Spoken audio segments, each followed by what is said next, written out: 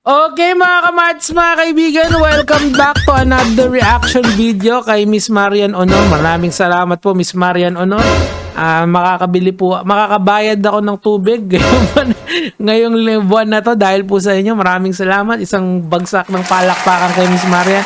Okay, episode 6 part 2 ito para panoorin nyo yung buo. Now, we will be cutting to the portion na ating i-reactan. Pero bibigyan ko lang kayo ng primera dito sa lalaki na to.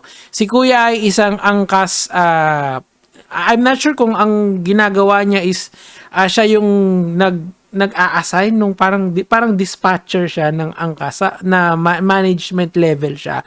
Basta ganon, management siya sa angkas, yun yung kanyang trabaho. Okay? And pinutok nila lahat ng lobo dyan. Yan yung primera natin. Tapos lahat ng sinabi niya tungkol sa babae, communication, yung parang mature stuff na hindi tumitingin sa physical na anyo. Now, this is very important dito sa konteksto na to kasi meron tayong mga violent reactions. Ay, diba? Ito pala.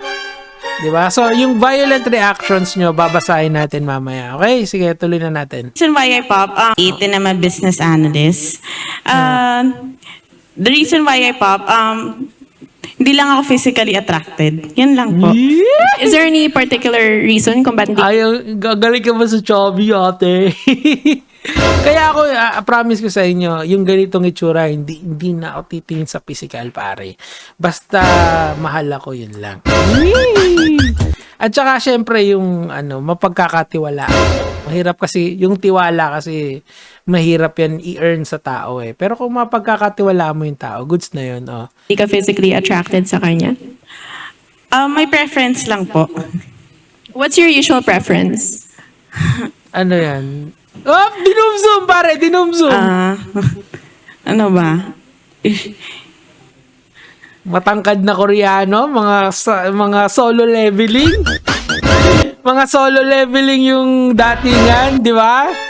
Solo leveling pala yung type mo eh. Kasi usually ganun ngayon yung type na yung meta ng gusto ng mga lalaki. Dati, nung 80s kasi may gusto ng mga babae, yung mga maskulado, yung mga 80s rockstar. Kaya ganun yung itsura nila. Nung 90s naman, medyo yung mga kimpi na yung mga matinee idols, di ba, yung mga ng Das Entertainment.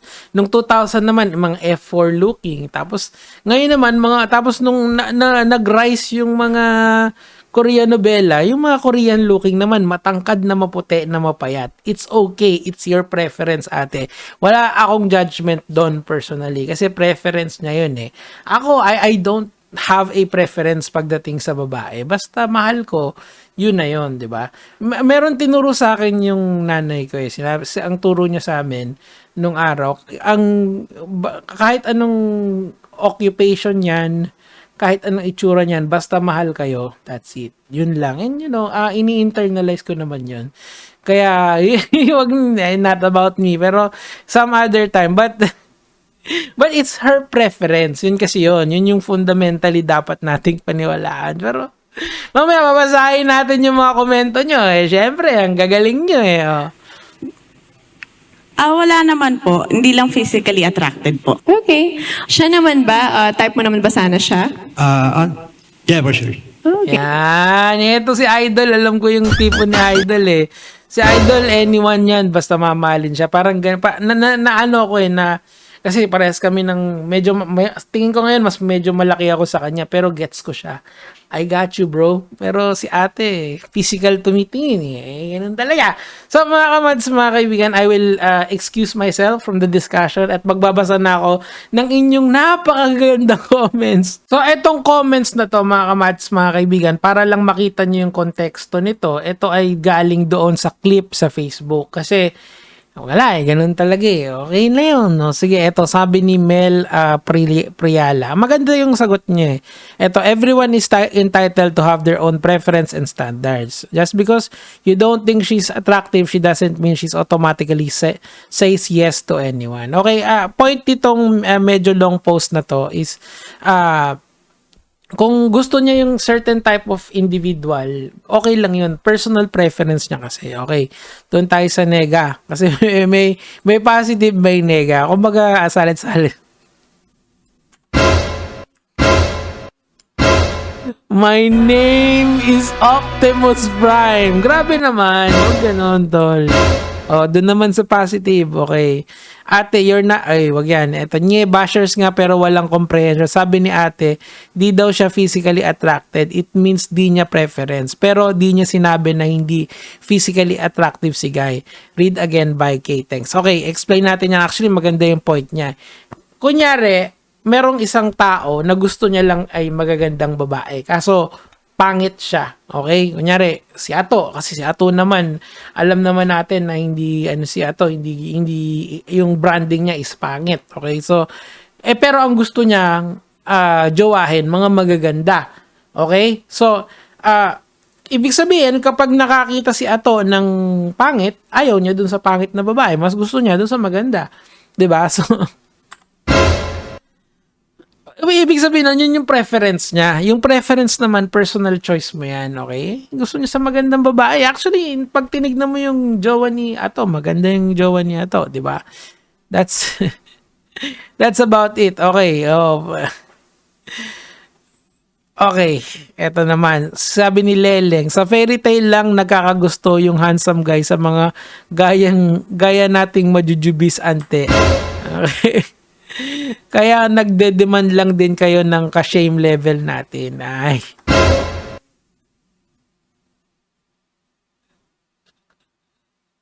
If we want sexy guys, then we should be sexy too. If we want handsome guys, then we should too nasa earth po tayo sa totoong buhay natin.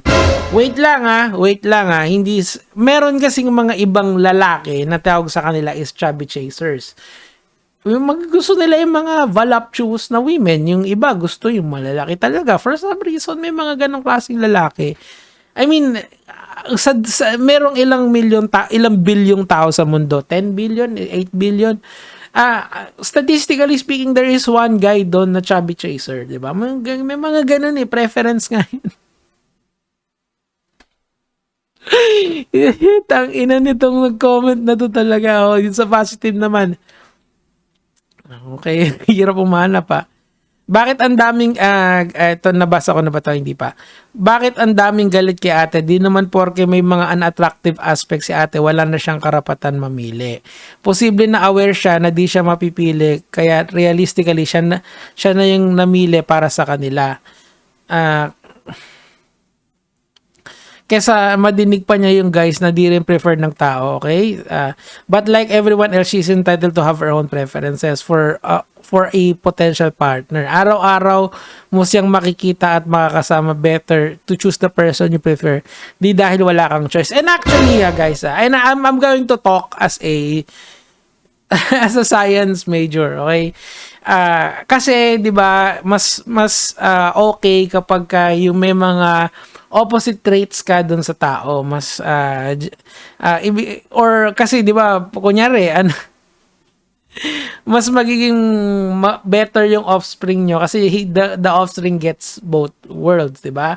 Halimbawa kung matalino ka, better get someone na attractive. Bakit? Kasi pag nagkaanak kayo, matalino na attractive, possible 'yon, 'di ba?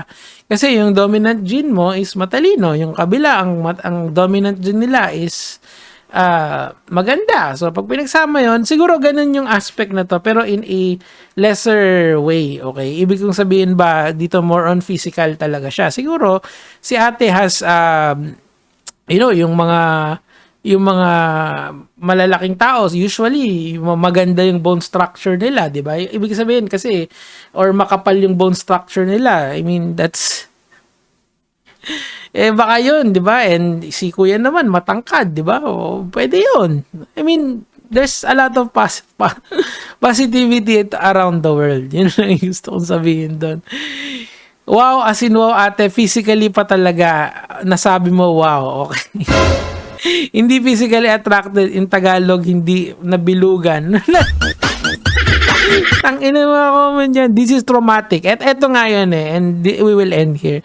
This is traumatic, this must be stopped. Ako personally, as someone na nakikita nyo araw-araw and as someone na may platforms, kahit nasabihin mo konti lang yung nanonood sa akin, I still have a capability to broadcast to a lot of people at certain time. I cherish my privacy. And eto kasi yung mga ganitong klaseng dating, one time, big time kasi to they are platformed by Miss Marian Honor, and sometimes yung pagpa-platform sa kanya is nagva-viral. Pag nag-viral, ayan na nga, may kasama ng bashing yan.